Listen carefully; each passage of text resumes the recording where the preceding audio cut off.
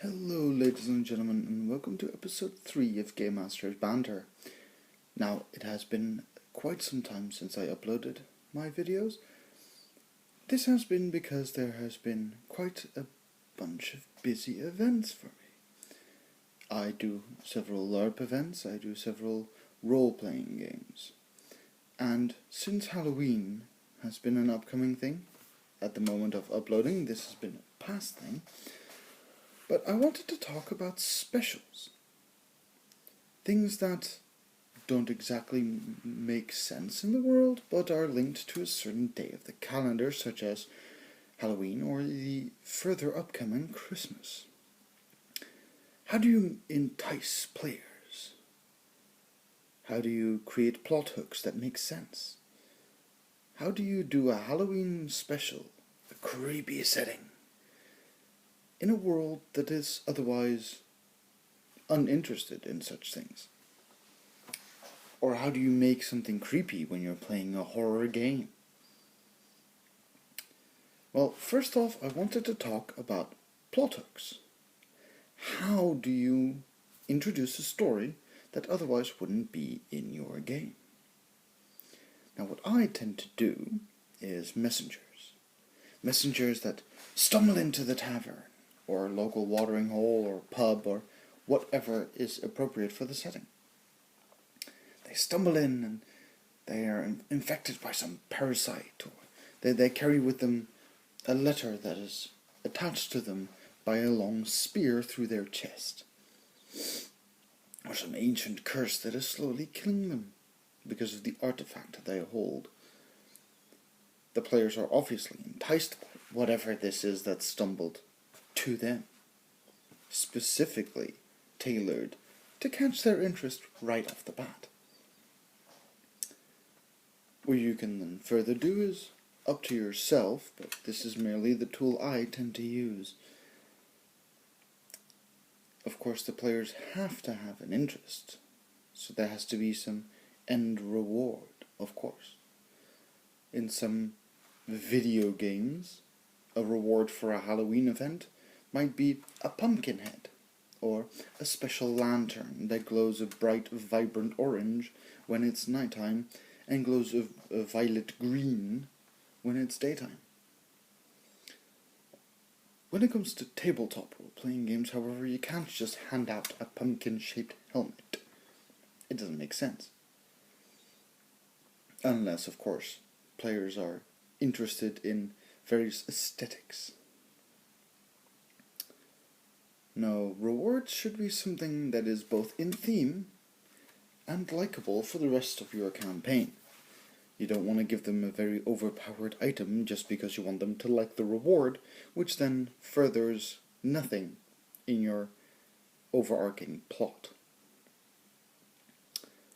Something similar to a small pumpkin that, when thrown to the ground, summons a pumpkin-type monster, like an undead plant, or perhaps even a vegetable golem. Although I'm not entirely sure if pumpkins are vegetables. Either way, those are rewards that could work, such as the lantern, the pumpkin, or even just a title.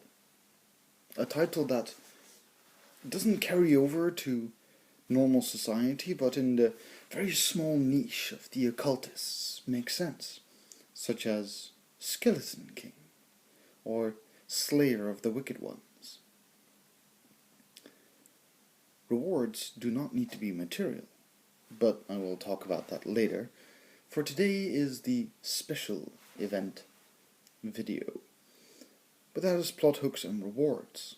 Then the event itself, of course, can be colored in any way you see fit. What I did recently was a LARP event, in which players were warned that it could be scary, and creepy, and even spooky. I wrote the plot for that event, and I managed most of it, of course with the help of my astounding monster crew. But what we did weren't undead. No zombies, ghouls, or ghasts. No scary skeletons. No weird, wicked monsters lurking, skulking even, in the dark. The event was psychological fear. We got the players to such a point that they said they never wished to return there. Yet there was only one combat situation, which was avoided by the players because they were afraid of what might happen. You see, they encountered feral wild men who were only interested in trading sticks. Of course, the players didn't know what was going on, so they let them be. However, if they had engaged, those feral wild men are not to be tangled with. They had also encountered a banshee.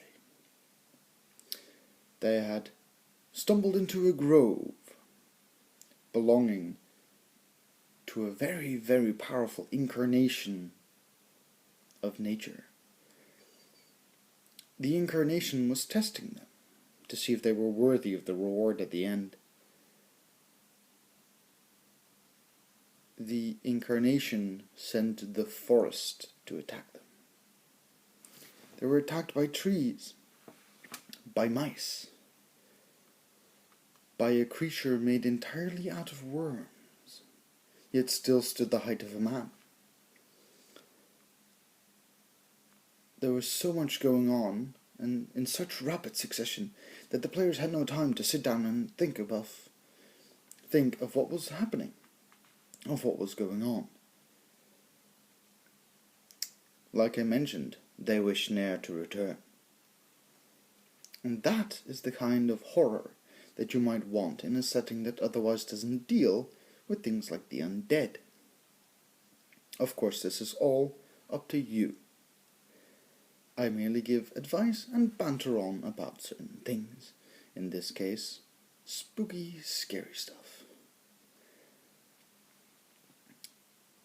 Is there more to discuss? Yes, a lot more. Am I going to discuss it? Maybe in later videos. As for today, I am sorry that I am late, but it has been a scary month.